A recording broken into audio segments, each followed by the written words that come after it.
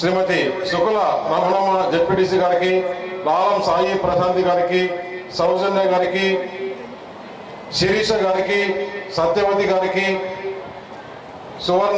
Doctor సువర్ణ చింతకాయల గారికి, శ్రీమతి దివ్య చింతకాయల గారికి, అలాగే మాధవ్ బీజేపీ సీనియర్ నాయకులు మాధవ్ గారికి, విజయ్ చింతకాయల గారికి, ఇక్కడికి వచ్చిన మహిళా మూర్తులందరికీ కూడా, మీడియా వారికి పేరు పేరున నా పాదాభివందనాలు. ముఖ్యంగా ఈరోజు చాలా విషయాలు మహిళల గురించి, ఈ రాష్ట్ర ప్రభుత్వం చేసే విధానాలు అన్నీ కూడా చెప్పారు. నేను ఒకటే చెప్తున్నా మహిళా మనకందరికీ, జగన్మోహన్ రెడ్డి అమ్మఒడి చేస్తున్నాడని చెప్పేసి మీకు ఏదైనా కొద్దిగా అభిమానం ఉందేమో, మీకు తెలుసో తెలీదో, ఆయన అమ్మఒడి చేసి నాన్న జోబులు మొత్తం ఖాళీ చేస్తున్నాడు. ఏ విధంగా ఖాళీ చేస్తున్నాడంటే, ప్రతి ఒక్కరు కూడా కష్టపడి సాయంత్రం అయితే ఏదో కొద్దిగా రిలాక్స్ అవుదాంలే అని చెప్పేసి ఒక క్వార్టర్ కొనాలంటే ఇంతకుముందు 60 రూపాయలు ఉంటే ఇప్పుడు 180 రూపాయలు చేశాడు జగన్మోహన్ రెడ్డి. ఆయన ఏమన్నాడు, కొంచెం సంవత్సరానికి ఒకసారి మద్యపాన నిషేధం చేసి ఎలక్షన్లు వచ్చే లోపల నేను మద్యపాన నిషేధం చేసి మీ ముందుకు వచ్చి ఓటు అడుగుతానని చెప్పాడా లేదా? ఒకసారి మీరంతా చెప్పాలి, చెప్పాడా లేదా?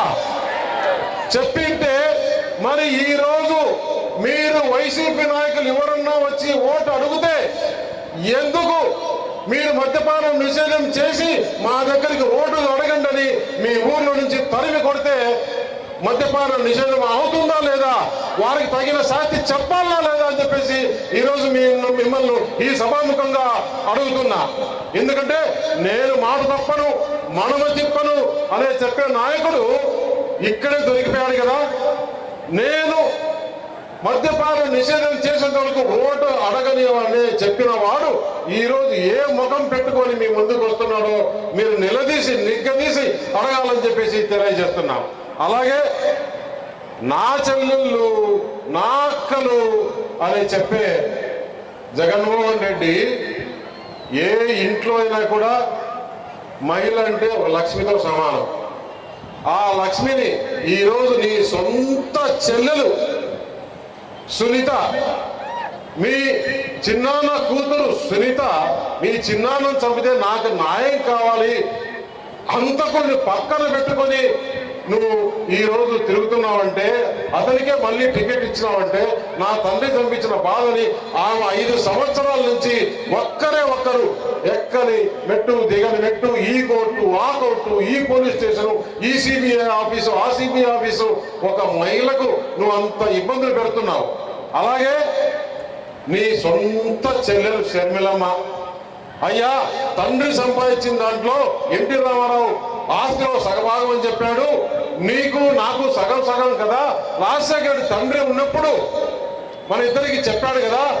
మరి మన సాక్షి ఛానల్లో నా వాటా ఏమైంది, సిమెంట్ ఇండస్ట్రీలో నా వాటా ఏమైంది, పవర్ ప్లాంట్లో నా వాటా ఏమైంది, తండ్రి కట్టించిన ఇల్లులో నాకు వాటా ఇవ్వనంటే, ముఖ్యమంత్రి కాకముందు ఆమెను పాదయాత్ర చేసి మొత్తం ఊరు తిప్పి ఈమె జైల్లో ఉన్నప్పుడు కూడా ఆమె పార్టీ మోసుకొని వస్తే ముఖ్యమంత్రి అయిన మరుసటి రోజే ఆమెను ఇంట్లో నుంచి బయటికి కట్టేసినంటే ఇటువంటి వాడ మహిళల పైన గౌరవం ఉండేవాడని చెప్పేసి మీరు ఇంటింటికి వాడకు ఈ విషయాన్ని తీసుకుపోయి ఇటువంటి వాడ మనకు రాష్ట్ర ముఖ్యమంత్రి కావాలి. ఒక చెల్లెలకే న్యాయం చేయలేని వాడు ఈ రాష్ట్రంలో మహిళలకు ఏ విధంగా న్యాయం చేస్తాడని చెప్పేసి మీకు కలగట్లేదా? ఎందుకు వైసీపీ నాయకులు ఊర్లలో తొలగరిస్తున్నారు? నిజంగా ఎక్కడ కూడా ఏ రాజ్యంలో చరిత్రలో చూసుకుంటే మహిళలు తిరగబడితేనే ఆ రాజ్యం బాగుపడుతుంది, మహిళలు అనుకుంటేనే మంచి జరుగుతుంది అనేది మీకు కలగాలి. మీకు కలిగితేనే ఆ రాజ్యం బాగుంటుంది. అందుకే మహిళల్లో చైతన్యవంతం రావాలని, మహిళలు బయటికి రావాలి, మహిళలు పార్లమెంటుకు రావాలి అని 30 సంవత్సరాలుగా ఎవరూ చేయలేని పనిని ఈ రోజు మన ప్రధానమంత్రి నరేంద్ర మోడీ గారు 33% రిజర్వేషన్ కల్పించాడు. మహిళలకి ఈ దేశంలో ప్రపంచంలో ఎక్కడ కూడా మహిళలకు రిజర్వేషన్ లేదు. మన దేశంలోనే నరేంద్ర మోడీ గారు రిజర్వేషన్ బిల్లు మొన్న పోయిన 2 నెలల కిందటనే ఈ బిల్లు పాస్ చేశాడు. ఆ బిల్లు పాస్ చేసిన దాంట్లో నేను కూడా ఒక ఓటు వేసి నేను కూడా పాత్రలో ఉండడానికి నిజంగా ఈ రోజు ఈ మహిళా మూర్తుల ముందర నిలబడడం నాకు గర్వంగా ఉందని చెప్పేసి తెలియజేస్తున్నా. అలాగే ఈ ప్రభుత్వంలో మహిళలకు జరిగిన అన్యాయం చాలా చాలా చాలా ఎక్కువ. మీకు ఇప్పుడు తెలియకపోవచ్చు కానీ నిదానంగా నాకు తెలుస్తుంది. ఎందుకంటే మగవారి ఆరోగ్యం పాడు చేస్తున్నాడు, పిల్లల ఆరోగ్యం పాడు చేస్తున్నాడు, పిల్లలని గంజాయికి డ్రగ్స్ కు అలవాటు చేస్తున్నాడు. అటువంటి ముఖ్యమంత్రి ఈ రాష్ట్రం నుంచి తరిమి కొట్టడానికి మహిళలంతా తయారవుతే పురుషులు రెడీగా ఉన్నారు. మీరు రెడీగా ఉన్నారా లేదని చెప్పేసి నేను అడుగుతున్నా. మీరు తలుచుకుంటే జరగని పని లేదు. ఈ ప్రపంచంలో మహిళ అంటే అత్యంత శక్తివంతమైన ఆమె. మీరు తలుచుకుంటే ఏ పనిలో జరుగుతుంది. మీరు ఈరోజు జగన్మోహన్ రెడ్డిని తరిమి కొట్టడానికి రెడీగా కావాలి. వైసీపీ నాయకులను ఊర్లో కూడా తిరగనీయకుండా మీరు ఏది మాట చెప్పినారో ఆ మాట మద్యపానం నిషేధం చేసే ఊర్లోకి రావాలని చెప్పేసి మీరు అడిగితే ఆడికి వాళ్ళ పని అయిపోతుంది.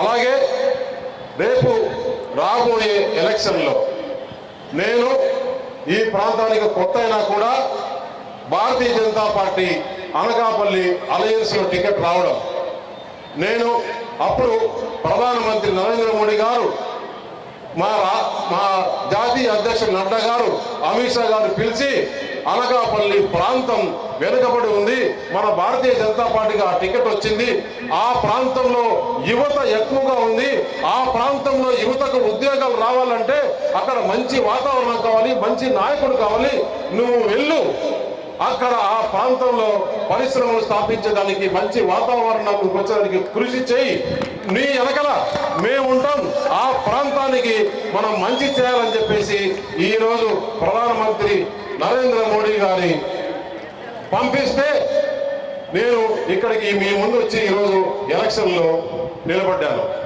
అందుకే ఈ ప్రాంతం అభివృద్ధికి నేను ముందుంటానని చెప్పేసి మీకు తెలియజేస్తూ, మీలో ఏ ఇబ్బంది వచ్చినా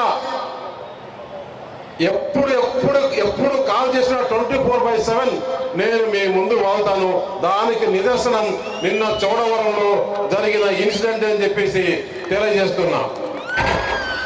కాబట్టి రేపు జరగబోయే ఎలక్షన్లో మే 13వ తారీఖు ఇంకా 37 రోజులే ఉంది.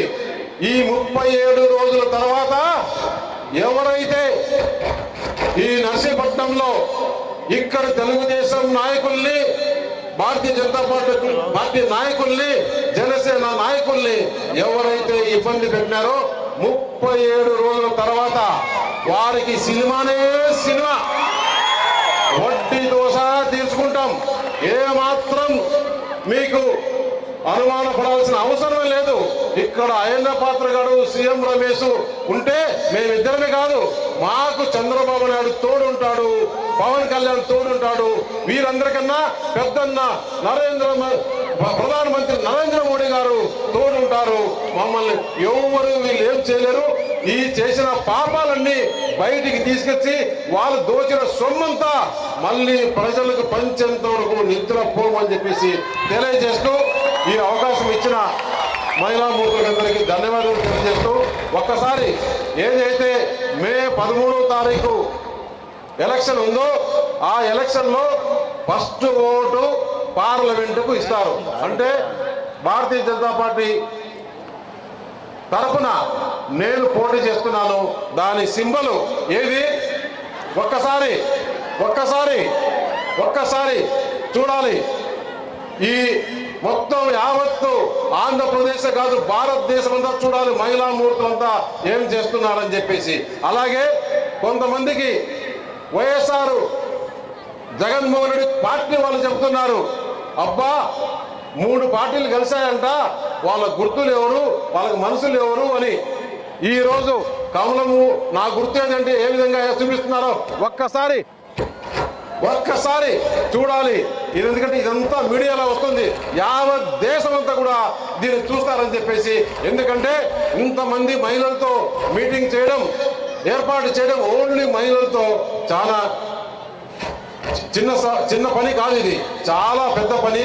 ఇంతమంది మహిళలు వచ్చారంటే ఈ కార్యక్రమం అరేంజ్ చేసిన వారికి ధన్యవాదాలు తెలుపుతూ, అలాగే నెక్స్ట్ మన టైగర్ అయ్యన్న పాత్రుడు గారు అసెంబ్లీ అభ్యర్థిగా పోటీ చేస్తున్నారు.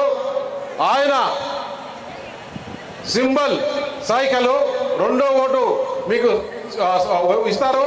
సైకిల్ పైన ఓటు వేసి బ్రహ్మాండమైన మెజారిటీతో గెలిపిస్తే నేను ఆయన సైకిల్ ఎక్కి పవన్ కళ్యాణ్ గారి గ్లాస్ తీసుకొని ఢిల్లీకి వెళ్తామని చెప్పేసి తెలియజేస్తున్నాను. ఏదైతే ఈ ఎలక్షన్లు అయిన తర్వాత నేను ఒకటే చెప్తున్నా, 4వ తారీఖు కౌంటింగ్ ఉంది. ఆ రోజు భజనే ఏమి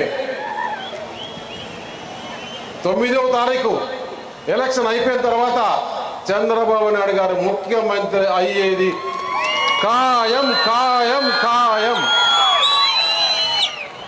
వాళ్ళు అన్నారు కదా శబ్దం, అదేంటి సిద్ధం అంట, సిద్ధం లేదు ఏం లేదు. ఇప్పుడు మనం యుద్ధం చేసిన తర్వాత వాళ్ళు నిశ్శబ్దమైపోయారు. ఏమాత్రం అనుమానం లేదు, మనము ప్రభుత్వం ఫామ్ చేస్తున్నాం. అలాగే నరేంద్ర మోడీ గారు కూడా ప్రధానమంత్రిగా 3వసారి ముచ్చటగా ఢిల్లీలో ప్రమాణ స్వీకారం చేస్తున్నారు. మనం అందరం కూడా 13వ తారీఖు పోలింగ్ కోసము అందరికి కూడా ఈ సింబల్స్ ఏదైతే ఉందో అందరూ కూడా మహిళలందరూ కూడా ఎడ్యుకేట్ చేయాలి, కొంతమంది ముస్లిం వారికి ఎడ్యుకేట్ చేయాలని చెప్పి తెలియజేస్తూ ఈ అవకాశం ఇచ్చిన పెద్దలందరికీ కూడా ధన్యవాదాలు తెలియజేస్తున్నాను. జై ప్రధానమంత్రి నరేంద్ర మోడీ గారు. అలాగే